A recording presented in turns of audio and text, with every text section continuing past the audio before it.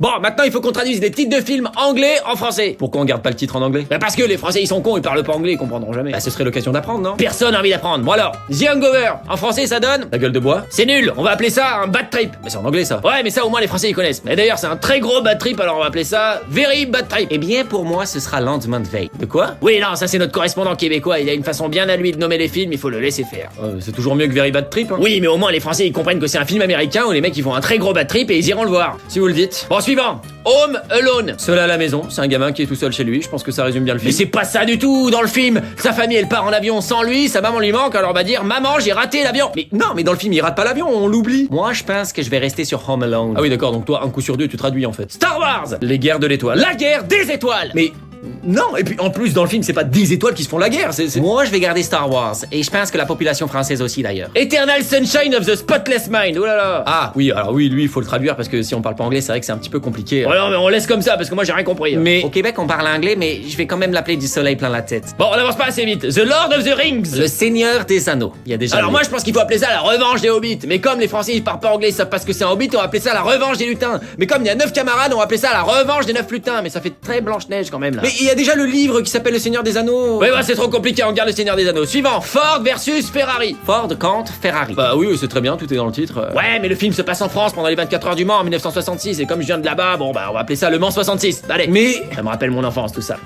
Pulp Fiction. Fiction pulpeuse. On garde comme ça. Je ne comprends pas la logique. Harry Potter and the Philosopher's Stone. Harry Potter et la pierre philosophale, mais ça va pas être ça, je suis sûr. Ah, c'est le premier. Dans le premier, il va à l'école des sorciers, donc comme dans tous les autres. Harry Potter à l'école des sorciers. Super. Et toi, tu vas garder le titre en anglais ou tu vas faire une traduction littérale en français hyper moche? Non, pour le coup, je suis d'accord avec le vieux. On va dire à l'école des sorciers.